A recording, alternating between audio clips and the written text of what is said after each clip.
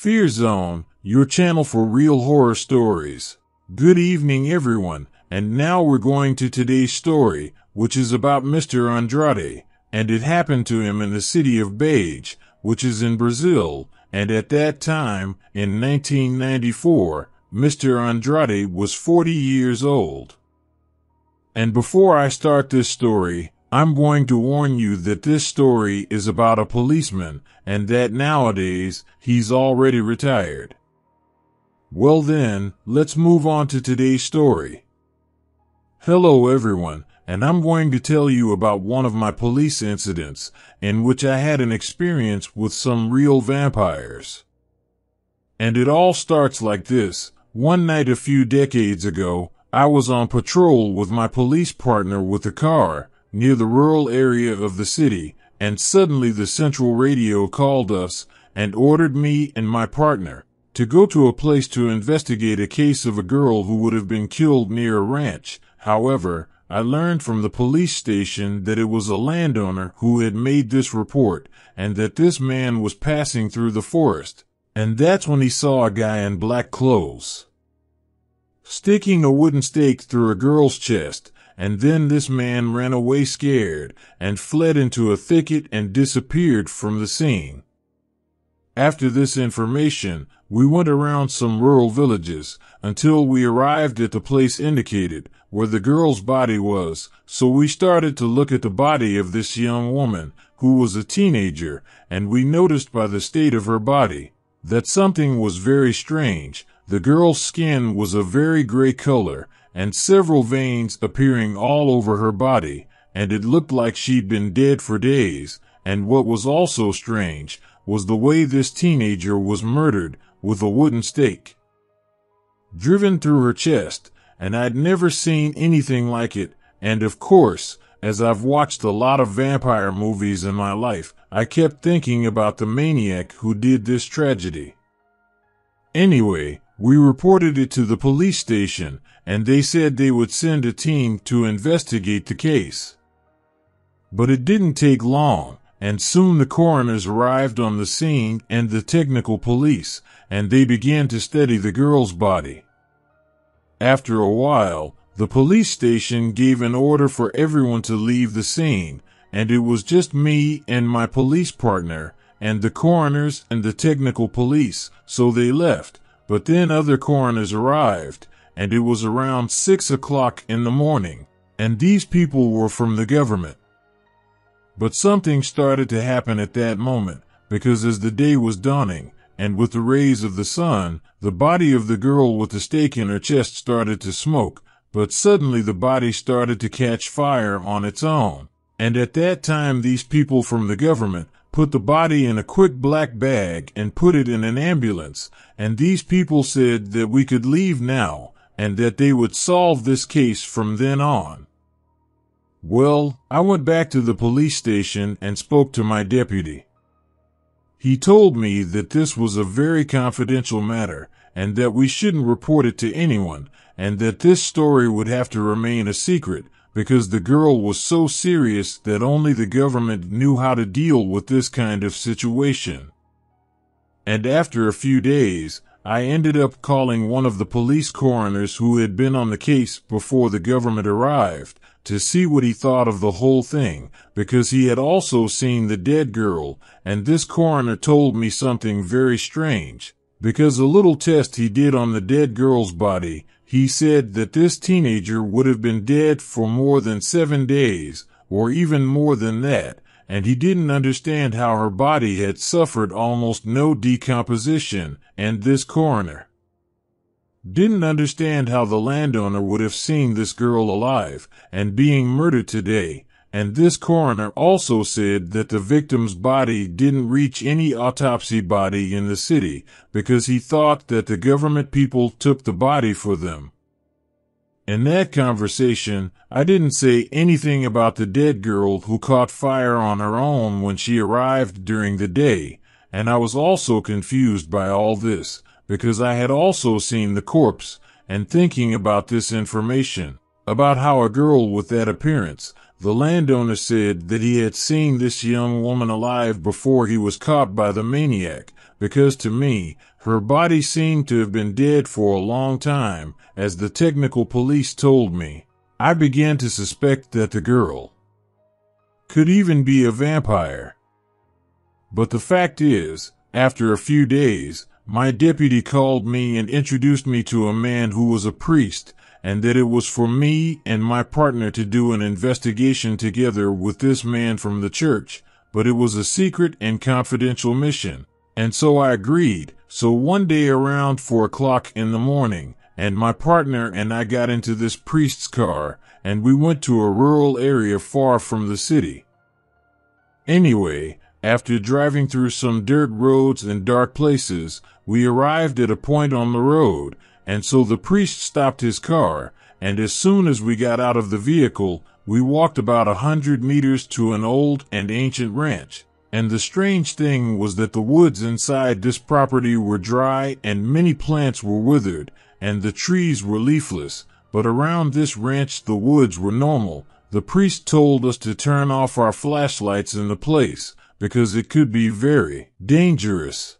So, we went inside this macabre ranch, and in the backyard, we saw a big old house inside the property, and we went around the back of the house, and we saw that there was a kind of family cemetery at the back, and the priest, seeing that we knew what this mission was about, decided to tell us a bit about what was going on, and the priest told us what I had already suspected, and to our surprise, he was hunting a vampire, who would possibly be living on this ranch, because of the girl who had turned up dead nearby, and also that this creature would possibly be nearby, because only the woods inside the ranch were dry, but around this property the woods were normal, and that this meant that there was a vampire nearby. Well, I was frightened by this story, that we were after a vampire, and I even thought that it might be some kind of prank on me and my partner, but then the priest surprised us, and he told us that the girl who was killed with the wooden stake was the one who did it. Then the priest opened his bag and showed us some wooden stakes. Of course, I was confused, but I was already suspicious of that girl, and the priest said that she was a vampire, and that's why he stuck the stake in the young woman. We also saw that inside the bag there were some strange glass bottles.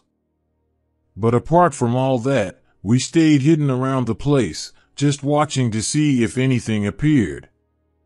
However, when it was close to 5 o'clock in the morning, my partner saw something on top of a tree, and when I looked it seemed to be a figure of a person climbing down the branches, but with unusual agility, and it jumped from the trunk to the ground, and it seemed that its body was so light that it floated. At that moment, I shuddered with fear, and I began to think that this vampire story might be true, but anyway, the guy who came down from the tree seemed to be a man, but he had an evil presence, and you could feel it from afar. But what happened was that this stranger walked to the cemetery on the site, and then he opened the lid of one of the tombs, and went in there, and then he closed that lid.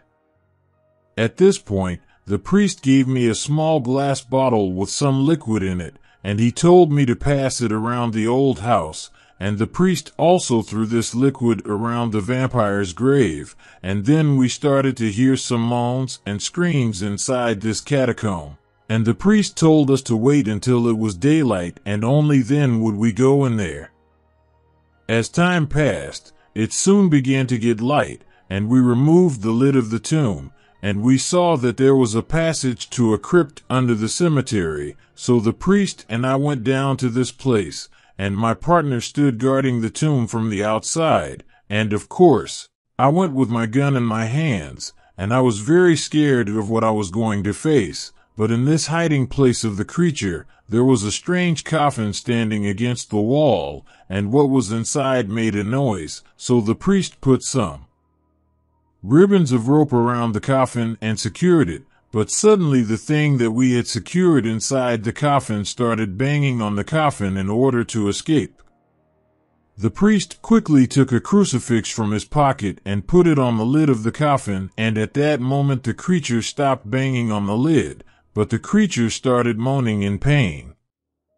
At that moment, the priest and I dragged the coffin out of the crypt and took it outside to the ranch yard. But to my amazement, the priest opened the lid of the coffin, and I saw that there was a man inside. He seemed to be the guy who came floating down from the tree, but the fact is that he started screaming, and a lot of smoke came out of his body, and he was sure to catch fire just like the girl. Well, this being couldn't get out of the coffin, but the priest poured a liquid from a bottle on this creature, and the body of this vampire caught fire. I was very surprised to see all this. I was amazed that such a creature existed, and I was thinking various things that these vampires, and the other races of evil such as werewolves and witches, may also exist in the occult of this world.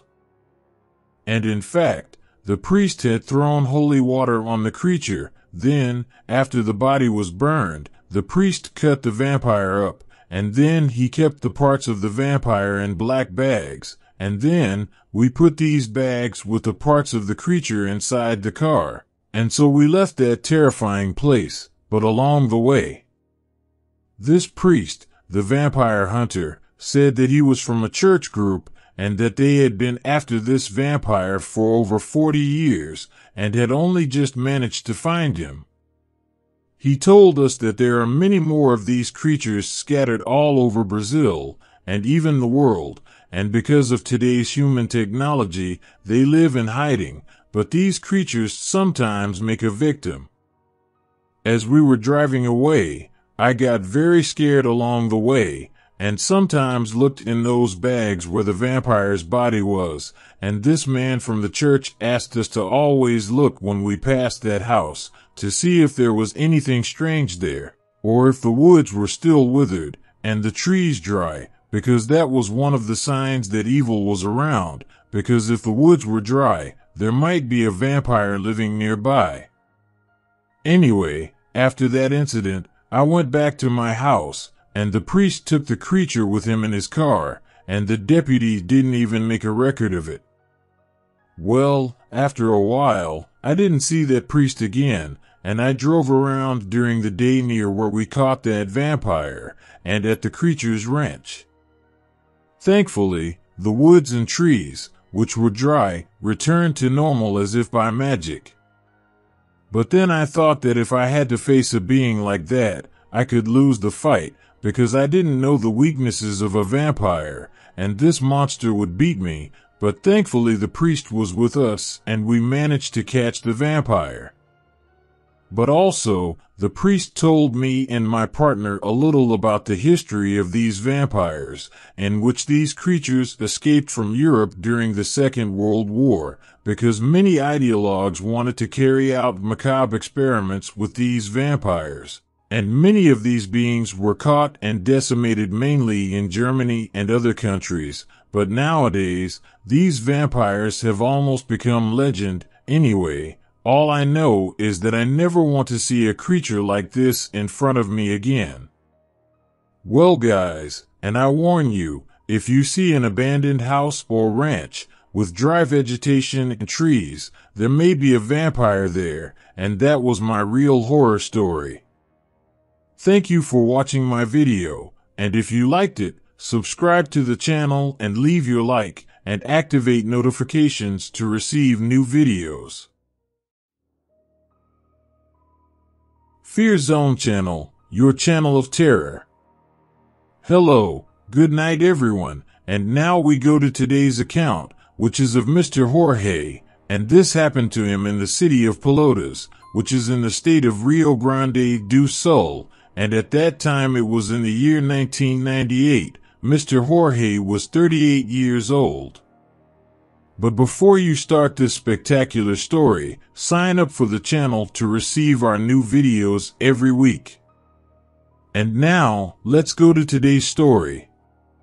Well, my name is Jorge, I'm still a trucker, and in my profession, although I really enjoy working traveling, I've seen many sinister things, by these roads in the early hours, but one night, what happened to me on the road was something almost impossible to believe, because I gave a ride on the road for a strange woman who to me was a vampire, and I spent the greatest danger of my life, and it was very lucky that I came out alive from this story.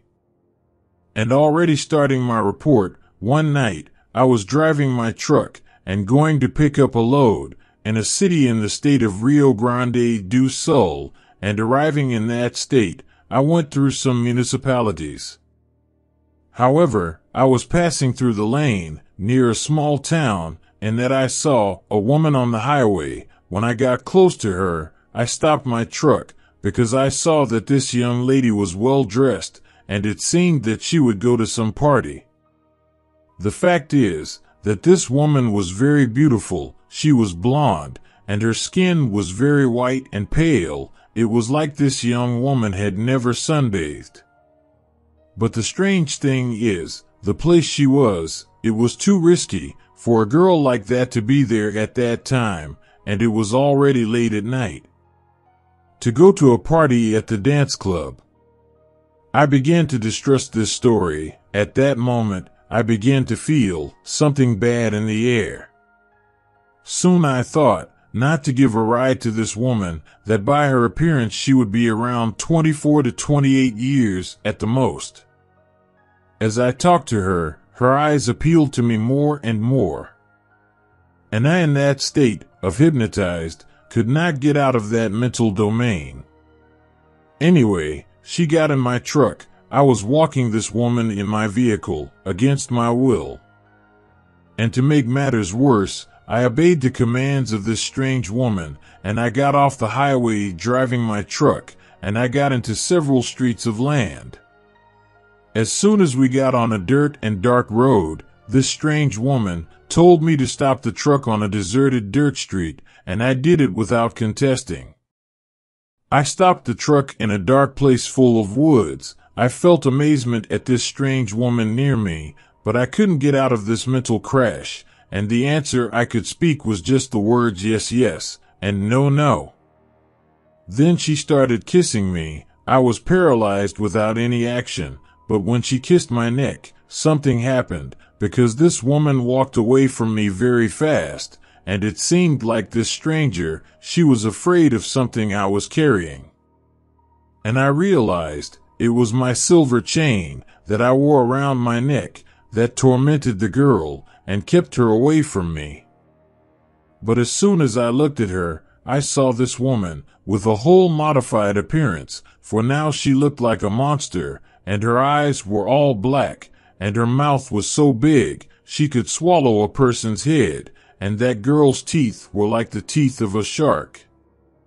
This vampire tried to attack me again and advanced on me, but I, who was lucid, and managed to put my feet in front and defend myself, and I began to kick this creature back, and also at that time of danger, I managed to open fast the cab door of the truck and threw myself out of the cabin, and I fell to the ground of the dirt road, and I got up fast, and I ran out of that place, like running away in fear that the vampire would chase me down the road, but by my luck, the creature didn't chase me.